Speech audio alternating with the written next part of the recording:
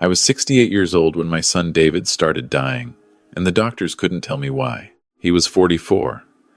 Healthy his whole life, ran marathons, never smoked, barely drank. He was an architect with a beautiful firm downtown, a gorgeous home in the suburbs, and a daughter who adored him. My granddaughter Sophie was 15, bright as they come, with her father's green eyes and her late grandmother's gentle spirit.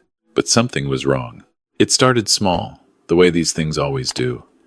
David would forget words mid-sentence. He'd call me on Tuesday asking about our plans for the weekend, then call again on Wednesday asking the same thing. His hands trembled when he held his coffee mug. His wife Jessica told me not to worry, that he was just stressed from a big project at work. I wanted to believe her. God, I wanted to believe her. But then came the seizures. 3 in 1 week. The first happened at his office during a client meeting. The second at home while he was making breakfast. The third sent him to the emergency room, and that's where everything changed. The neurologist couldn't explain it. The MRI showed some inflammation, but nothing that matched any known disease. His blood work was off, but inconsistently. Some days his liver enzymes were elevated. Other days his kidney function looked compromised. Then everything would normalize, and the doctors would scratch their heads and order more tests. Early onset dementia, maybe, one doctor suggested. But he's too young, and the progression is too rapid. Could be an autoimmune disorder attacking his nervous system, another said. But we can't identify which one. They put him on steroids, then immunosuppressants. Nothing helped. David kept deteriorating. He started having trouble walking. His speech became slurred. Some days he didn't recognize Sophie. Jessica became his devoted caretaker. She quit her job at the marketing firm to be with him full time. She managed his medications, scheduled all his appointments, coordinated with his doctors. She was always there, always attentive, always concerned. Too attentive, I started thinking. Too controlling. She wouldn't let me visit David alone. She insisted on being in the room for every conversation. When I suggested getting a second opinion at Johns Hopkins, she said David was too weak to travel. When I asked to see his medical records, she said she'd already shown me everything. Robert, I know you're worried, she told me, her hand on my arm, her voice dripping with sympathy. But you have to trust that I'm doing everything possible. David needs rest and consistency right now, not more disruptions. But I'm an engineer. I spent 40 years designing systems, finding problems, fixing things. And something about this whole situation felt wrong. The pieces didn't fit. Then came the Sunday dinner. Jessica had invited me over, which surprised me since she'd been limiting my visits to twice a week. Supervised, of course. Sophie answered the door, and I could see she'd been crying. Her eyes were red and puffy, and when she hugged me, she held on longer than usual. "Grandpa," she whispered, "I need to talk to you." But Jessica appeared before Sophie could say more. "Robert, come in, come in. David's having a good day today. He asked for you specifically." David was in his wheelchair in the living room, staring at the television. He looked like he'd aged 20 years in 6 months. His hair had gone completely gray. His face was gaunt. When he saw me, his eyes lit up for a moment, but then confusion clouded them. "Dad," he said uncertainly. "Hey, son." I knelt beside him, taking his hand. It felt like holding paper. "How are you feeling?" "Tired," he mumbled. "Always so tired." Jessica brought him his pills. 6 different medications in a little cup. "Time for your evening dose." "Honey," she said sweetly, handing him water. I watched him struggle to swallow them. Something about the way Jessica watched him do it made my skin crawl. Dinner was tense. David fell asleep at the table halfway through. Sophie barely touched her food, just pushed pasta around her plate and kept glancing at me with urgent eyes. Jessica filled the silence with cheerful chatter about nothing, about the weather and the garden and the new grocery store opening up on Maple Street. When Jessica went to the kitchen for dessert, Sophie made her move. She leaned across the table and pressed something into my palm. A folded piece of paper, small enough to hide in my fist. Her eyes met mine, pleading, terrified. "Grandpa," she whispered, barely audible. You need to check the file cabinet in the garage, the tall gray one by the workbench. Drawer 4C. The key is taped under Dad's old toolbox, the red one. Please. Before Friday. Before I could respond, Jessica's heels clicked on the hardwood floor. Sophie sat back, face blank, eyes on her plate. I slipped the note into my pocket. "Chocolate cake," Jessica announced, setting down plates. David's favorite. David didn't wake up to eat it. I left right after dessert, claiming fatigue. Jessica walked me to the door, smiling that perfect smile. "Thanks for coming, Robert. You know how much it means to David." I nodded, not trusting myself to speak. In my car, I unfolded Sophie's note. Her handwriting was shaky, frantic. "Grandpa, Mom is lying. I found something. Cabinet 4C, proof. I'm scared. I don't know what to do. She's always watching. Please help Dad. Please. And brace." My hands were shaking so hard I could barely get the key in the ignition. I went home. I didn't sleep. I sat in my kitchen until 3 in the morning, drinking coffee, staring at that note, my mind racing through possibilities I didn't want to believe. Jessica, my daughter-in-law, the woman my son loved, the mother of my granddaughter. What could she be lying about? What could Sophie have found? I thought about going straight to the police. But with what? A note from a frightened teenager? They'd think I was a paranoid old man. I needed to see what was in that cabinet first. I waited until Tuesday morning. I knew Jessica took David to physical therapy every Tuesday at 10. It was a 2-hour appointment across town. She'd never cancel it, never miss it. She was too devoted a wife for that. At 10:15, I pulled up to their house. I had my own key, the one David gave me years ago for emergencies. My heart was pounding as I let myself in. The house was quiet, spotless. Jessica kept it like a museum. David's medications lined up precisely on the kitchen counter, each bottle labeled in her neat handwriting. A schedule on the refrigerator detailed his entire day, minute by minute. Meds at 7 a.m., breakfast at 7:30, meds at noon, rest period, meds at 5 p.m., dinner, meds at 9 p.m., bed. 4 times a day, every day, for 6 months. I went to the garage. The file cabinet stood exactly where Sophie said it would be, tall and gray and locked. David's old red toolbox sat on the workbench, dusty and unused. I felt under it and found the key taped to the bottom. The key fit perfectly into drawer 4C. What I found inside made my blood run cold. The drawer was full of file folders, each labeled and organized. Medical records, financial documents, research printouts, notebooks, all in Jessica's precise handwriting. I pulled out the first folder. Insurance, David. Inside was David's life insurance policy, $500,000. But there were post-it notes all over it. Calculations in Jessica's handwriting. 6 months employed before activation. Payout schedule. Beneficiary split. 100% Jessica if death. 50/50 if divorce. There was a sticky note on the beneficiary page that made me stop breathing. Change confirmed the 15th of March, 2025. Doubled to $1M on 44th birthday, the 23rd of September 2025. David's birthday was in September. That was 8 months ago. Right before he got sick. I grabbed the next folder, medical, symptoms log. This one was worse. Pages and pages of notes in Jessica's handwriting, tracking David's symptoms day by day. But these weren't the worried observations of a concerned wife. These were clinical, detached. She documented everything. Tremors began 72 hours after dosage increase. Memory issues noticeable after 2 weeks. First seizure, earlier than expected, reduce amount. Reduce amount. She was controlling this. Whatever was happening to David, Jessica was causing it. My hands shook as I flipped through more pages. She documented his medications, but not the ones his doctors prescribed. There were other pills listed. Supplements, she called them. Ginkgo biloba, B-complex, amino blend. But there were notes next to them, crushed and dissolved. Added to morning coffee. Afternoon smoothie mixture works best. He doesn't taste it. I felt like I was going to be sick. The third folder was labeled Research. It was full of printed articles from medical journals. Drug interactions causing neurological symptoms.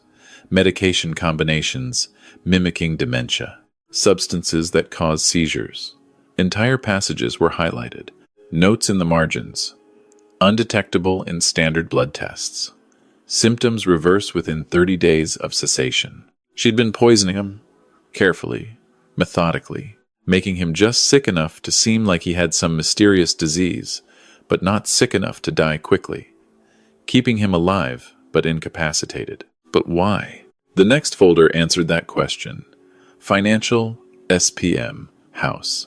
Inside were documents about their house. Mortgage papers, home equity loan applications. But these weren't from years ago. These were recent. Jessica had taken out a home equity line of credit 3 months before David got sick. $150,000. There were bank statements showing the money disappearing almost immediately. Transfers to an account I didn't recognize. Payments to something called Bright Star Investments. I kept digging. There were credit card statements in David's name, but I'd never seen these cards. $30,000 on one, $45,000 on another, all charged in the months before David got sick. All paid minimum balances, while Jessica managed his finances during his illness. At the bottom of the drawer was a thin folder labeled Personal. Inside were printed Facebook messages between Jessica and someone named Marcus Reeves. The messages went back 2 years. "Can't wait to see you this weekend," Marcus had written. "Me neither," Jessica replied. "David's traveling for work. We'll have the whole house." My stomach turned. The messages got worse. More recent ones, from last year. "I'm so tired of playing wife," Jessica wrote. "He's so boring. Always working, always focused on his precious buildings. I deserve better." "You do, baby," Marcus replied. "When are you going to leave him?" "I can't just leave. Community property state. We split everything. I'd walk away with almost nothing. The house has barely any equity. He dumped everything into his business. I need a better plan." The next message was from Marcus. "Life insurance? Not enough. Only $250K. Would barely cover my debt.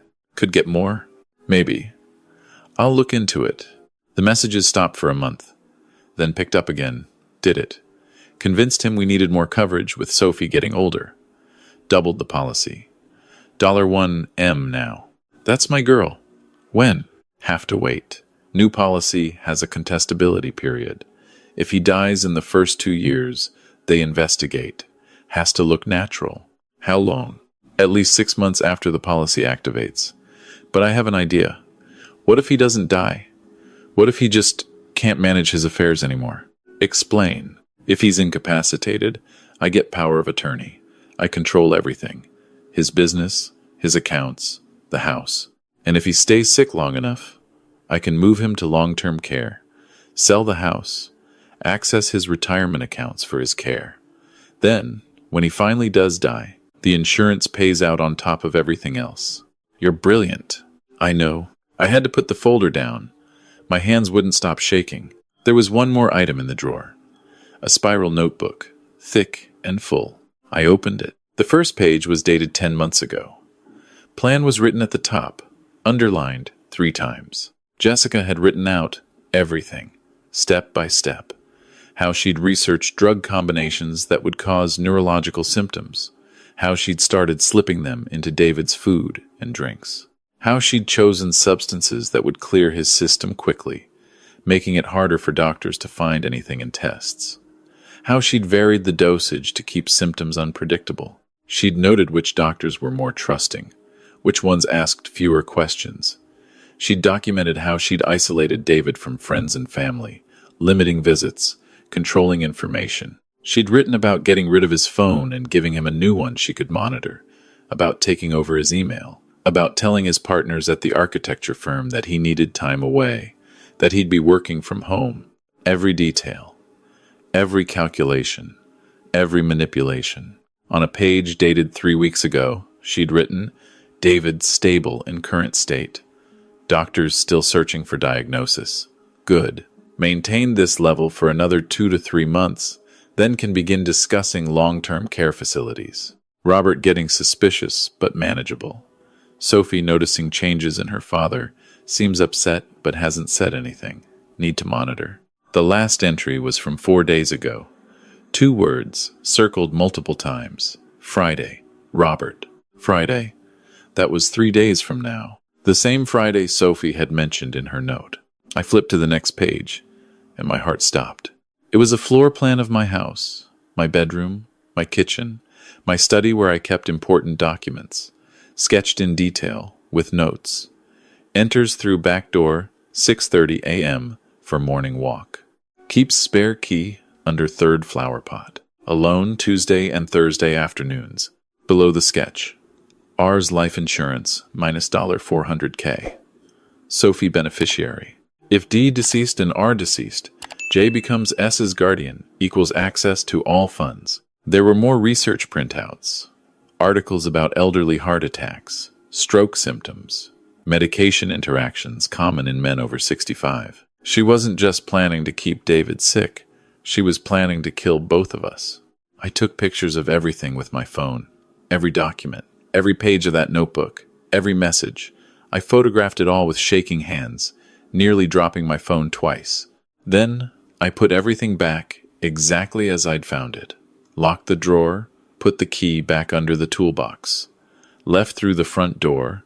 In my car, I sat for 10 minutes, trying to breathe. My daughter-in-law, Sophie's mother. She'd been systematically poisoning my son for months, planning to rob him of everything, and now she was planning to kill me too. And Sophie knew. Somehow, that brave 15-year-old girl had found this evidence and had been living in that house, eating dinner across from a woman who was murdering her father, scared and alone and not knowing who to trust. I drove home. I called my lawyer first. Bill Peterson had handled my affairs for 20 years. I told him everything. He listened without interrupting, and when I finished, he was quiet for a long moment. Robert, this is attempted murder. Maybe conspiracy to commit murder. You need to call the police right now. I will. But I need you to do something first. I'm sending you photographs. Store them somewhere safe. Cloud storage. Encrypted. If anything happens to me in the next few days, you make sure these get to the police and to Sophie. Promise me. I promise. But Robert, and I'm changing my will today, right now. Everything goes to Sophie in a trust she can't access until she's 25. Jessica gets nothing under any circumstances. Can you draft that? I can have it ready in 2 hours. Good. I'll be there to sign it. Next, I called my doctor. Dr. Sarah Chen had been my physician for 15 years. I trusted her. Sarah, I need you to do something unusual. I need you to run a full toxicology panel on me. Everything you can test for, especially anything that could cause cardiac or neurological issues. Robert, what's going on? I can't explain yet, but I need baseline results showing I'm healthy. Can you do it today? Come in at 4. I'll make time. Then I called someone I never thought I'd need. My old colleague from the engineering firm, Tom Rodriguez, had a son who worked in the FBI. I explained what I'd found. Tom was horrified. I'm calling James right now, he said.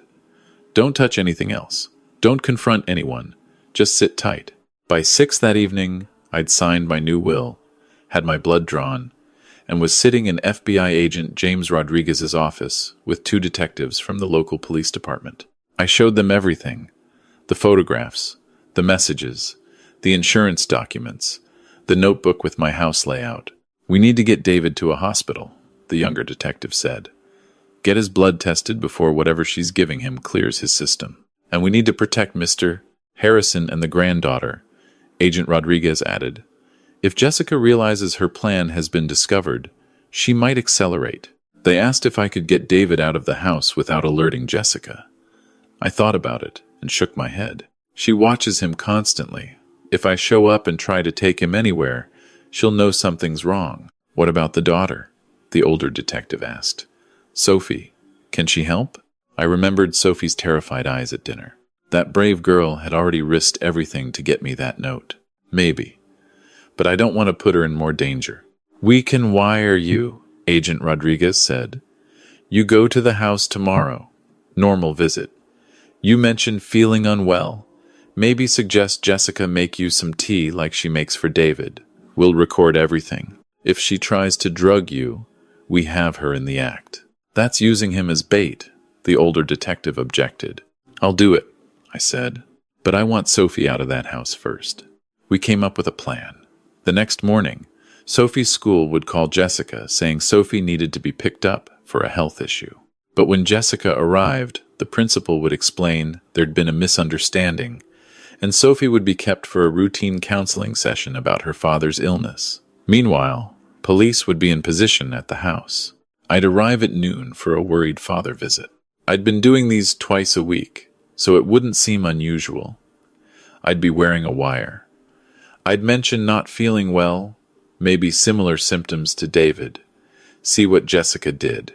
If she offers you anything to eat or drink, don't consume it, Agent Rodriguez warned. Just get her talking. See if you can get her to admit what she's doing. I didn't sleep that night. I kept thinking about David, about what 6 months of poison had done to his body, about Sophie, living in fear, about my wife Eleanor, gone 5 years now, and how grateful I was she didn't have to see this. Wednesday morning came. At 9:47, I got a text from Agent Rodriguez. Sophie secure. We told her everything. She's safe and under protection. Green light for your visit. I drove to David and Jessica's house at 11:55. There were unmarked cars on the street, agents posing as utility workers, neighbors who weren't really neighbors. I wore the wire taped to my chest, a small microphone clipped inside my shirt collar. Jessica opened the door with her perfect smile. Robert, this is a surprise. We weren't expecting you until Friday. Friday. The day circled in her notebook. I know, I said, playing the worried father. I just couldn't stop thinking about David. How is he today? Not great, she sighed. He had a rough night. But come in. David was in his wheelchair again, staring at nothing. He looked worse than Sunday. I went to him, knelt down, took his hand. Hey, son, it's Dad. His eyes found mine. For just a moment, I saw recognition. Saw him in there, trapped in his failing body. Dad, he whispered. Something's wrong. I know, I said quietly. I know, son. I'm going to fix it. Jessica appeared with a tray. I was just making David his medication smoothie. Can I get you something, Robert? Coffee? Tea? Actually, I said, Ed standing up slowly, putting a hand to my head. I've been feeling a bit off lately. Dizzy spells. Fatigue. Probably nothing, but at my age, you never know. Jessica's eyes sharpened with interest. Oh, no. Have you seen a doctor? Not yet. Probably should. I sat down heavily on the couch. I don't know. Maybe it's just stress from worrying about David. Let me make you some tea, Jessica said immediately. Chamomile. Very soothing. I give it to David all the time. That would be nice. Thank you. I watched her go to the kitchen. Through the doorway, I could see her preparing the tea. She filled the kettle, got out a mug, dropped in a tea bag. Then she reached into the cabinet above the refrigerator, the one too high for Sophie to reach. She pulled out a small amber bottle. She glanced toward the living room, checking if I was watching.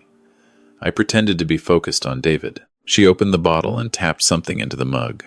Once, twice, 3 times. Then she put the bottle back, filled the mug with hot water, stirred it carefully. She came back with a smile, holding the mug out to me. Here you go. This should help you feel better. I took it from her. The wire was recording everything. You're so kind, Jessica. Taking care of David all these months, and now worrying about me too. I don't know what we'd do without you. She sat down across from me, watching me hold the mug, waiting for me to drink. It's what family does, she said. We take care of each other. Do we? I asked quietly. Is that what you've been doing, Jessica? Taking care of family? Her smile flickered. Of course. What else would I be doing? I don't know. You tell me. The smile vanished. Her eyes went cold. What are you talking about, Robert? I'm talking about the file cabinet in the garage. Drawer 4C. The color drained from her face. I'm talking about the notebook where you documented every step of poisoning my son. The insurance policies, the messages to Marcus, the research on how to kill an old man and make it look like a heart attack. She stood up fast. You had no right to go through my things. Your things? Those are documents about murdering my son. I haven't murdered anyone, she shouted. David's sick. The doctors don't know what's wrong with him. Because you've been making him sick. I stood up too, still holding the mug of tea she'd drugged. For 6 months you've been poisoning him, and you were planning to do the same to me. This tea, what's in it, Jessica? Nothing. It's just tea. Then you drink it. I held out the mug. She stepped back. Drink it, I repeated. If it's just tea, drink it. Robert, you're being paranoid. You're upset about David, I understand, but I have pictures of everything in that cabinet, every document, every page of your notebook. The police have them now. Her face changed. The mask of the devoted wife cracked and fell away. What was underneath was cold and calculating. You can't prove anything, she said. Those documents don't prove I did anything to David. He's sick. I've been researching his symptoms, trying to understand. That's all. What about the messages to Marcus? Planning to steal everything from David while keeping him just sick enough to control. Those are private conversations taken out of context. What about Friday? Robert circled in your notebook? What were you planning for Friday, Jessica? She didn't answer, just stared at me with those cold eyes. From outside came the sound of car doors, footsteps on the walkway. Jessica ran for the back door, but it opened before she got there. Agent Rodriguez stepped in, badge held high. Jessica Harrison, FBI. We need you to come with us for questioning. 2 local detectives came through the front door. One of them carefully took the mug from my hand with gloved fingers. We'll test this, he said. Jessica didn't go quietly. She screamed that I was a crazy old man, that this was harassment, that her husband was sick and I was making everything worse. They read her rights while she shouted. Then she saw David, still sitting in his wheelchair, still barely conscious, and something changed in her face. For just a moment, she looked at him with something that might have been guilt. I didn't mean for it to go this far, she said quietly. It was just supposed to be temporary, just long enough to get control of things. You have the right to remain silent, Agent Rodriguez reminded her. You might want to use it. They took her out in handcuffs. An ambulance arrived for David. Paramedics loaded him carefully while I held his hand. You're going to be okay, son, I told him. They're going to help you. No more of her medication. No more smoothies. Just real doctors and real treatment. He gripped my hand weakly. Sophie, he whispered. She's safe. She's the one who saved you. Brave girl. They took him to University Hospital. I followed in my car with a police escort to make sure Jessica's boyfriend Marcus didn't try anything. At the hospital, they ran every test imaginable. Blood work, spinal tap, brain scans. It took 6 hours, but finally Dr. Sarah Chen came out with results. Robert, your son has been systematically poisoned with a combination of supplements laced with heavy metals and prescription medications that aren't his, she said. The interaction was causing neurological damage, but the good news is it appears to be reversible. We're starting chelation therapy immediately to remove the toxins from his system. How long until he recovers? Hard to say. He's been exposed for months, but he's young and was healthy before this. I'm cautiously optimistic. We should see improvement within days. Days turned into a week. Sophie stayed with me, sleeping in her father's old room. She was quiet at first, processing everything. Then one night over dinner, she started crying. I knew something was wrong, she sobbed. I knew Mom was doing something to Dad, but I didn't know what. I found the cabinet by accident when I was looking for Dad's old basketball for gym class. I saw the notebook, and I couldn't believe it. I thought about going to the police, but I was scared they wouldn't believe me. I'm just a kid, and she's my mom. How do you turn in your own mother? You did the right thing, I told her. You saved your father's life. That took incredible courage, but I waited so long. I should have told someone sooner. You told me when you knew how. That's what matters. She cried against my shoulder while I held her. This brave girl who'd had to grow up too fast. David improved slowly. The tremors stopped first, then his speech cleared. His memory came back in pieces, fuzzy at first, then sharper. By the second week, he could walk with help. By the third, he was having full conversations. The fourth week, Sophie and I brought him home to my house. He wasn't ready to go back to his own place, not with everything that had happened there. He sat in my kitchen, in the same chair he'd sat in as a boy, and looked at Sophie and me with clear eyes. "I remember some of it," he said quietly. "Not everything, but pieces. I remember being so tired, so confused. I remember Jessica always being there with pills and smoothies. I remember trying to tell the doctors something was wrong, but I couldn't find the words." He looked at Sophie. "I remember you watching me with scared eyes, but I couldn't understand why." Sophie hugged him and cried, "Dad, I'm so sorry. I should have." "You saved my life," David said firmly. "Don't apologize for that." Jessica was charged with attempted murder, fraud, and a dozen other crimes. Marcus Reeves was charged as an accomplice. The trial was set for 6 months away. The police found more than I'd discovered. Jessica had run up over $200,000 in debt through gambling and bad investments. She'd been stealing from David's business accounts for over a year. The life insurance scam was her way out, but when she realized she'd have to wait 2 years for the policy to be contestable, she'd decided to incapacitate David instead and drain his assets slowly. The plan to kill me was phase 2. With David in a facility and me dead, Jessica would be Sophie's legal guardian. She'd have had access to both David's money and mine. Sophie would have been alone with a woman who'd murdered her father and grandfather. But Sophie hadn't been alone. She'd been brave. She'd found the truth and risked everything to share it. David's recovery took months. The neurological damage was significant, but not permanent. By month 6, he was back to work part-time. By month 9, he was running marathons again. Sophie started seeing a therapist to process the trauma of what her mother had done.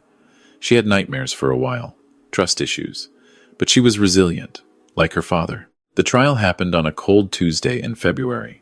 I sat in the courtroom every day, holding Sophie's hand, while prosecutors laid out the evidence. Jessica showed no remorse. Even when confronted with her own handwritten plans to murder her husband and father-in-law, she claimed she'd never have gone through with it. The jury didn't believe her. They convicted on all counts. The judge sentenced her to 25 years to life.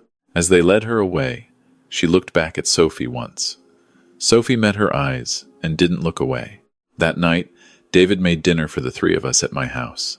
Sophie was quiet through the meal, picking at her food.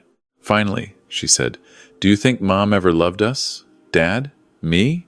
Or was it all fake?" David thought about it for a long time. "I think she loved the idea of us," he said carefully. "The perfect family, the successful husband, the beautiful daughter. But when real life got messy and complicated and didn't match her fantasy, she couldn't handle it. Love isn't just about the good times, Sophie. It's about choosing to stay and work through the hard times too. Your mom didn't know how to do that. Grandpa stayed," Sophie said, looking at me. "When things got hard and scary, you didn't run away. That's what family does," I said. "Real family." Now, a year later, David is fully recovered. He's running his architecture firm again, designing buildings, living his life. Sophie is 16, thriving in school, talking about college. I'm 69 now, still in my same house, still taking my morning walks, but I've learned some things this past year. I've learned that evil doesn't always look like a monster. Sometimes it looks like a perfect smile and carefully organized files. I've learned that the people you're supposed to trust the most can sometimes be the most dangerous. And I've learned that courage isn't about being fearless. It's about being terrified and doing the right thing anyway. Sophie was terrified. But she slipped me that note. She saved her father's life, and probably saved mine too. If I could tell you anything, it would be this. Trust your instincts.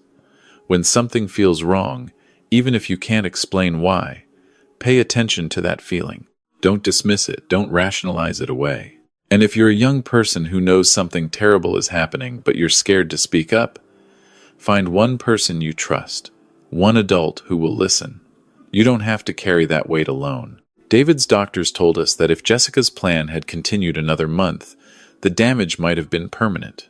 Another 3 months, and David probably would have died. Sophie saved him with a folded piece of paper and 6 whispered words. Check the file cabinet, drawer 4C. 6 words changed everything. This is a true story from my life.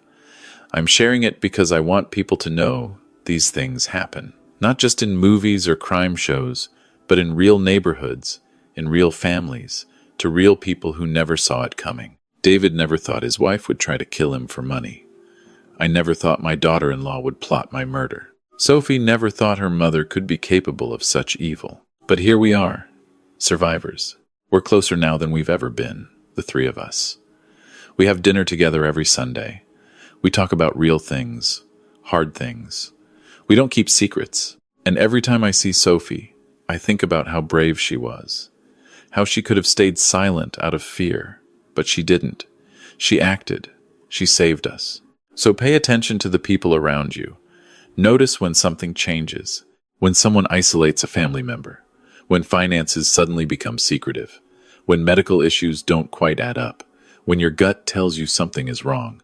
And if you find yourself in a position like Sophie was, scared and alone with terrible knowledge, remember, you have more power than you think. One note, one conversation, one act of courage can change everything. It certainly changed everything for us.